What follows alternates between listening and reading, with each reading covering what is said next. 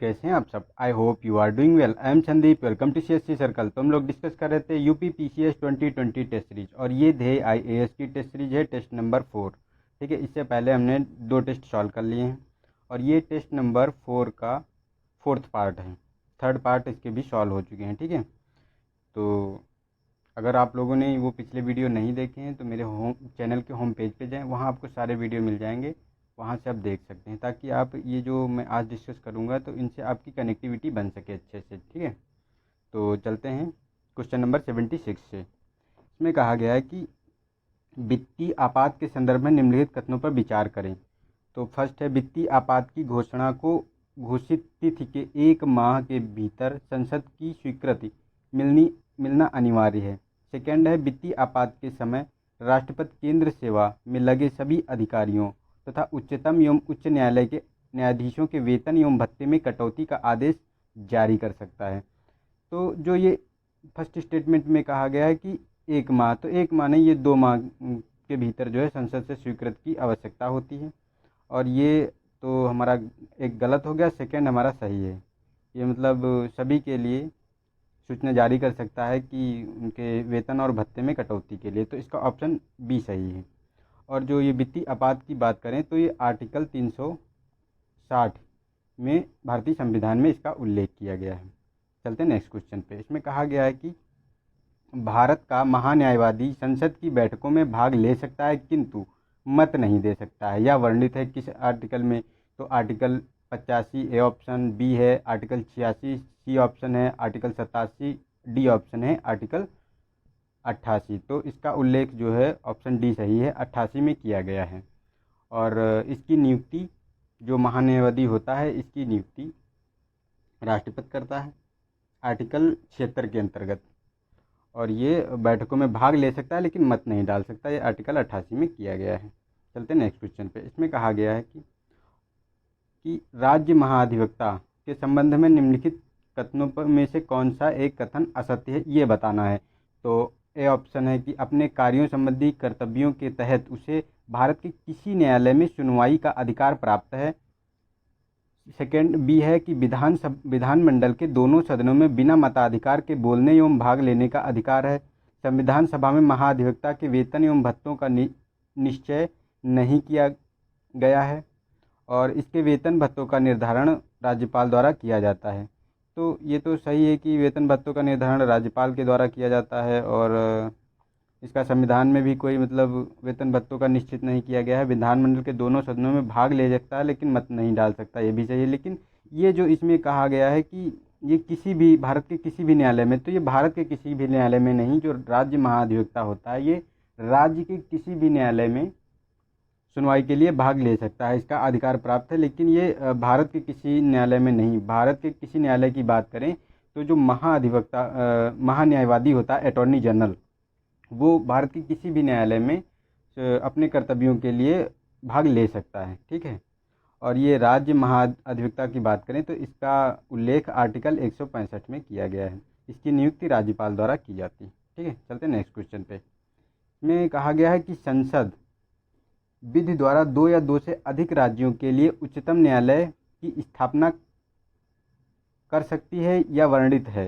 किस आर्टिकल में है? तो ए ऑप्शन है आर्टिकल 224, आर्टिकल 124, आर्टिकल 226, आर्टिकल 231। तो इसका ऑप्शन डी सही है, क्योंकि आर्टिकल 231 में कहा गया है कि संसद द्वारा 2 या 2 से अधिक राज्यों के लिए एक उच्च न्यायालय की व्यवस्था कर सकती है।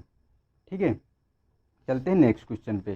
इसमें कहा गया है कि भारतीय संविधान के अनुसार समानता का अधिकार शामिल नहीं है। तो ए ऑप्शन है विधि के समक्ष समानता, बी है अवसर के समानता, सी है अप्रत्यक्षता का अंत, डी है पूर्ण स्वतंत्रता। तो ये पूर्ण स्वतंत्रता का इसमें कोई उल्लेख नहीं है, तो ऑप्शन डी इसका सही है। और अप्रत्यक्षता का अंत आर्टिकल 17 में इसको कहा गया है। अवसर की समानता 16 आर्टिकल में कहा गया है, और विधि के समक्ष समानता की बात करें तो 14 आर्टिकल में कहा गया है। और इसके साथ साथ ये जो फंडामेंटल राइट्स होते हैं, फंडामेंटल राइट का जो संविधान में 12 से 35 से उल्लेख किया गया, 12 से 35 के अनुच्छेद के अंतर्गत इसमें 6 मूल अधिकार दिए गए हैं नागरिकों को। और ये 6 मूल अधिकारों में जो समानता का अधिकार है उसमें से एक होता है, और इस समानता के अधिकार के अंतर्गत 5 आर्टिकलों का उल्लेख किया गया है, 14 से 18। ठीक है, तो 14 से 18 उल्लेख किया गया, इसी के बारे में बात करें। 18 आर्टिकल की बात करें तो उपाधियों की अंत की बात करता है कि जो उपाधियाँ किसी को नहीं दी जाएंगी।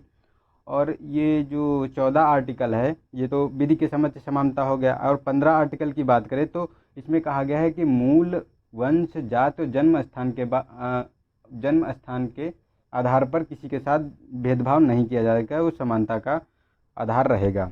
तो ये हमारे सारे आर्टिकल इसमें मैंने डिस्कस कर लिया डिटेल में। चलते नेक्स्ट क्वेश्चन पे। अध्यक्ष एवं उपाध्यक्ष की अनुपस्थिति में लोकसभा की अध्यक्षता कौन करता है? ए ऑप्शन है लोकसभा द्वारा अपने सदस्यों में चुना गया एक सदस्य का वरिष्ठतम सदस्य, विपक्ष का नेता या लोकसभा का महासचिव। तो इसका ऑप्शन ए सही है, लोकसभा द्वारा अपने सदस्यों में से एक अध्यक्ष चुन लिया जाता है। ठीक है, चलते नेक्स्ट क्वेश्चन पे। इसमें कहा गया तदर्थ न्यायाधीश की नियुक्ति उच्चतम न्यायालय में की जाती है। तो 1 वर्ष के लिए की जाती है, ए ऑप्शन, बी है 2 वर्ष के लिए, सी है 3 वर्ष के लिए, डी है अस्थायी काल के लिए। तो इसमें ऑप्शन डी सही है, अस्थायी काल के लिए इसका चुनाव किया जाता है। और ये जो होता है उसकी कोरम को पूरा करने के लिए किया जाता है। कोरम मतलब गढ़ पूर्ति, कि जैसे किसी केस की सुनवाई है उसमें जजों की कमी पड़ रही है, उन जजों को पूरा करने के लिए उस केस के लिए जब तक वो केस का फैसला नहीं हो जाता है तब तक के लिए उन जजों का अपॉइंटमेंट की जाती है। और ये जो हाई कोर्ट के जज होते हैं उन्हीं को नियुक्त किया जाता है। ठीक है, तो ये आर्टिकल 127 में इसका उल्लेख किया जाता है। और ये जो तदर्थ तुम्हारे न्यायाधीश होते हैं ये केवल सुप्रीम कोर्ट में ही नियुक्त किए जाते हैं, ना कि हाई कोर्ट में। ठीक है, चलते हैं नेक्स्ट क्वेश्चन पे। इसमें कहा गया निम्नलिखित कथनों पर विचार कीजिए और दिए गए कूट की सहायता से उत्तर बताएं। तो पहला है कि भारत में संसदीय व्यवस्था ब्रिटिश संसद व्यवस्था पर आधारित है।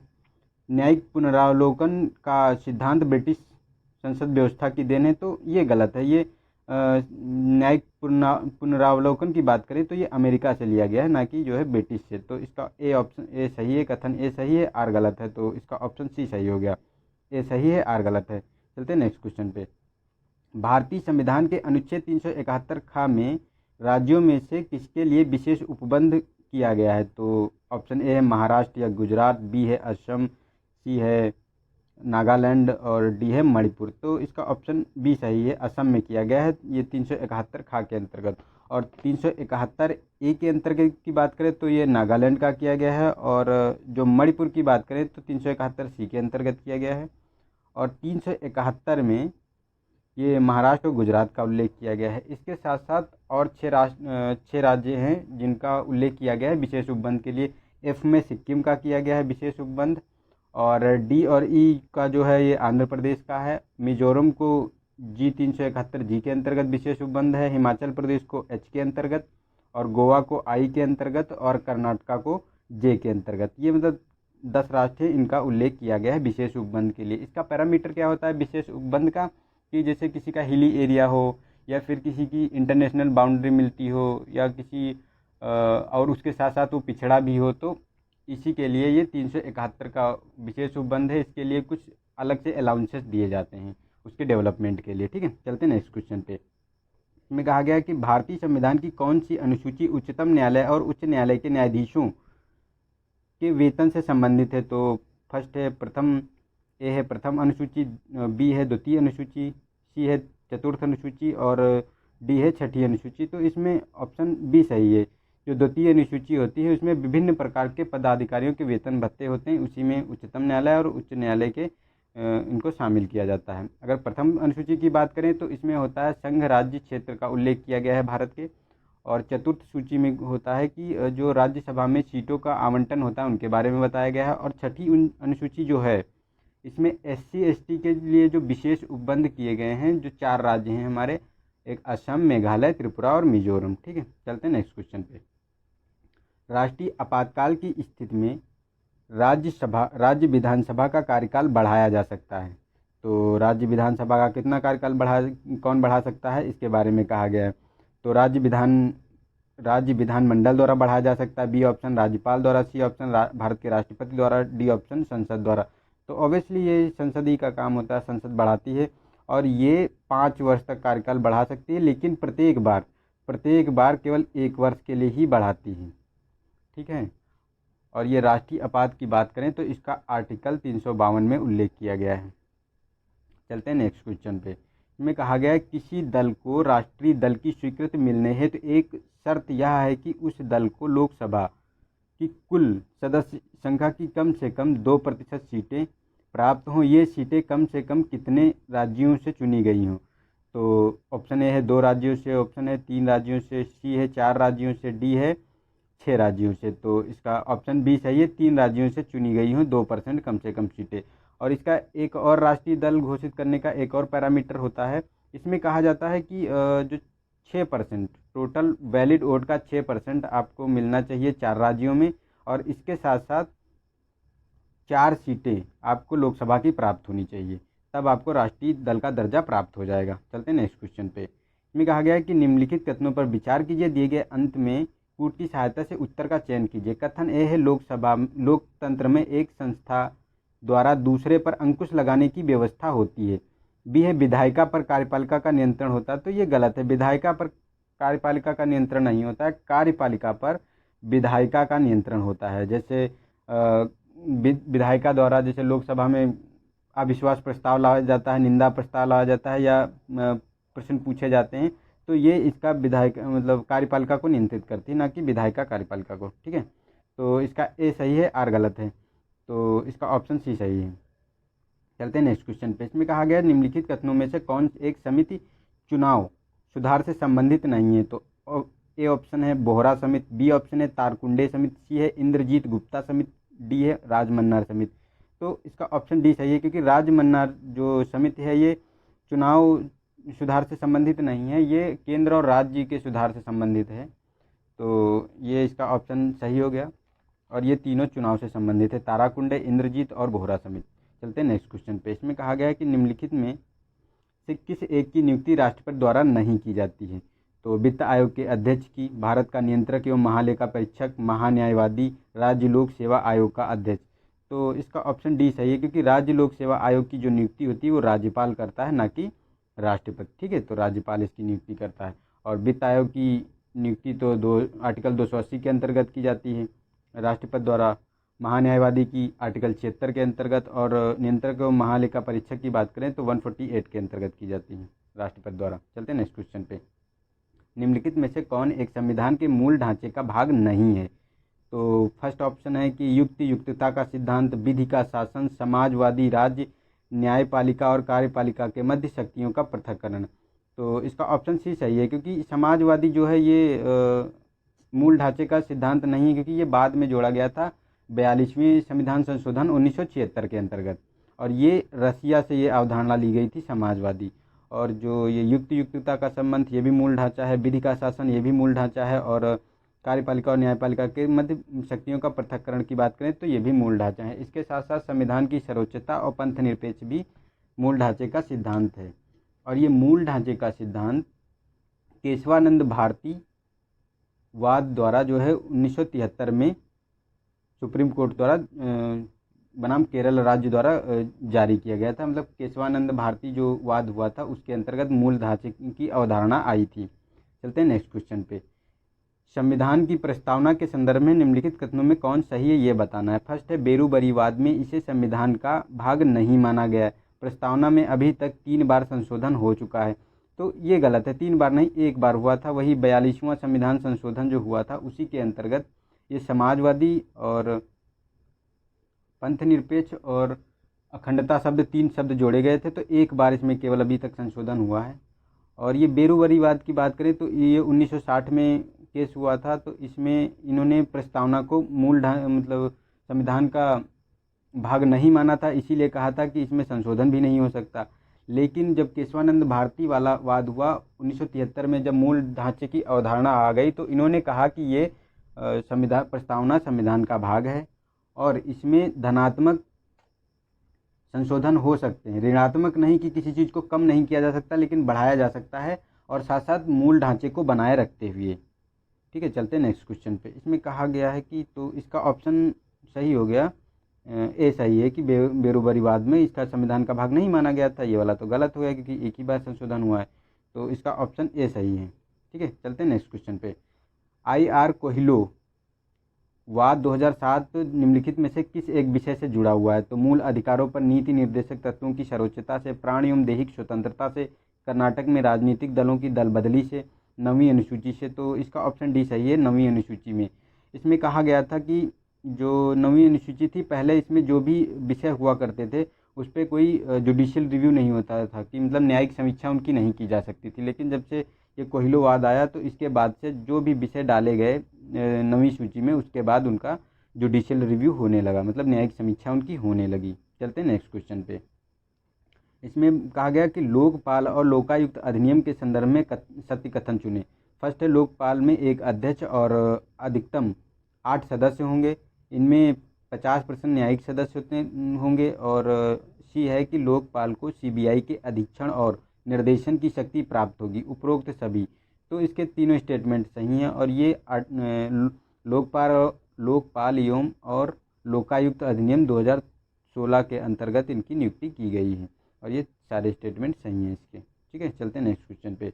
विधान परिषद के संदर्भ में निम्नलिखित कथनों में से कौन सा एक असत्य है, ये बताना है। विधान परिषद राज्य विधानमंडल का उच्च सदन होता है। राज्य विधान परिषद का आकार राज्य विधान परिषद एवं स्थित सदस्यों की कुल सदस्य संख्या के 1/3 से अधिक नहीं हो सकता।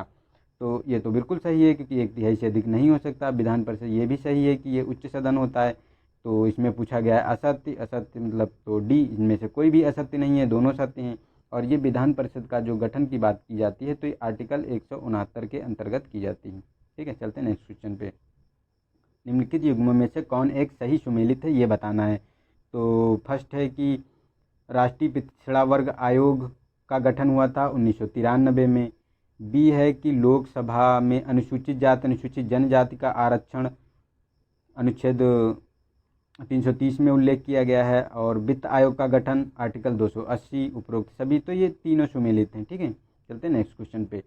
संविधान का कौन सा अनुच्छेद मुख्यमंत्री के दायित्वों का वर्णन करता है? अनुच्छेद 162, अनुच्छेद 164, अनुच्छेद 165, अनुच्छेद 167। तो इसका ऑप्शन डी सही है। अनुच्छेद 167 में इसका उल्लेख किया गया है कि मुख्यमंत्री के कौन कौन से दायित्व होंगे, उनका पूर्ण उल्लेख दिया गया है। और ये भी उल्लेख होता है कि जो प्रशासन में जो स्थिति बनी हुई है, जो उनके कार्य चल रहे हैं, उनकी सूचना राज्यपाल को भी देना इसी में उल्लेख होता है, आर्टिकल 167 में। ये इनका मुख्यमंत्री का कर्तव्य होता है। चलते हैं नेक्स्ट क्वेश्चन पे। राज्य विधान सभा का सत्रावसान किया जा सकता है राज्यपाल द्वारा, विधानसभा अध्यक्ष द्वारा, मुख्यमंत्री द्वारा, इनमें से कोई नहीं। तो इसका ऑप्शन ए सही है, राज्यपाल द्वारा राज्य विधानसभा का सत्रावसान किया जाता है। चलते हैं नेक्स्ट क्वेश्चन पे। निम्नलिखित संवैधानिक पदाधिकारियों में से कौन सा भारत के राष्ट्रपति के प्रसाद पर्यंत पद धारण करता है? तो फर्स्ट है मुख्य चुनाव आयुक्त, नियंत्रक एवं महालेखा परीक्षक, राज्यपाल और उच्च न्यायालय का न्यायाधीश। तो इसका ऑप्शन सी सही है कि राज्यपाल का। और ये राष्ट्रपति जो है राष्ट्रपति के प्रसाद पर्यंत धारण करता है। हालांकि इसका कार्यकाल 5 वर्ष का होता है, लेकिन अगर राष्ट्रपति चाहे तो 5 वर्ष से पहले भी इसको अपने पद से हटा सकता है। और ये जो उनके पद को हटाने की जो राष्ट्रपति की शक्ति दी गई है, आर्टिकल 156 फर्स्ट के अंतर्गत इसका उल्लेख किया गया है। और जो राज्यपाल के पद का उल्लेख की बात करें कि राज्य का एक राज्यपाल होगा, तो आर्टिकल 155 में इसका उल्लेख किया गया है। चलते हैं नेक्स्ट क्वेश्चन पे। इसमें कहा गया कि भारत में सहकारी समितियों का गठन का अधिकार है। तो फर्स्ट है मूल अधिकार है, बी है कि कानूनी अधिकार है, सी है संवैधानिक अधिकार है, और डी है संविधिक अधिकार है। तो इसका ऑप्शन ए सही है, मूल अधिकार है। मूल अधिकार के जो स्वतंत्रता का अधिकार है, आर्टिकल 9 फर्स्ट सी के अंतर्गत इसका उल्लेख किया गया है कि सहकारी समितियों का गठन किया जाएगा। और इसे जो जोड़ा गया था कॉन्स्टिट्यूशनल अमेंडमेंट जो था, संविधान संशोधन अधिनियम 97वां जो था, उसी के अंतर्गत जोड़ा गया था 2011 में। और इसको भाग 9 खा में भी इसका उल्लेख किया गया है स्पष्ट रूप से। तो ये मूल अधिकार है, तो इसका ऑप्शन ए सही हो गया हम लोगों का। तो यहाँ हमारे 100 क्वेश्चन पूरे हो गए। तो आज के 50 हमारा टारगेट पूरा हो गया। और ये क्वेश्चन का आंसर आपको बताना है 100-01 का। इसमें कहा गया वित्त आयोग के संदर्भ में निम्नलिखित कथनों में से कौन सत्य है। इसके सदस्य 5 वर्ष या 65 वर्ष की आयु के पद धारण करते हैं। सेकंड है, यह एक अर्धन्यायिक निकाय है। तो इसके 4 ऑप्शन दिए गए हैं, इसके आंसर आप लोगों को बताने हैं। और गाइज, अगर वीडियो अच्छा लगा हो तो इसे लाइक करें, अपने दोस्तों को शेयर करें और चैनल को सब्सक्राइब करना बिल्कुल ना भूलें और उसका बेल आइकन प्रेस कर लें ताकि मेरा अगला वीडियो जब भी मैं लोड करूं आपको तुरंत नोटिफिकेशन मिल जाए। वैसे तो डेली बेसिस आते ही रहते हैं, इसके अतिरिक्त और मैं नए नए वीडियो लाने वाला हूं। कुछ करंट अफेयर के वीडियो आने वाले हैं और स्पेशल वीडियो मैं ला रहा हूँ, तो उनके भी आपको नोटिफिकेशन मिल जाएंगे। और इन्जॉय कीजिए। आज के लिए इतना ही, मिलते हैं अगले वीडियो में। तब तक के लिए नमस्कार, जय हिंद, जय भारत।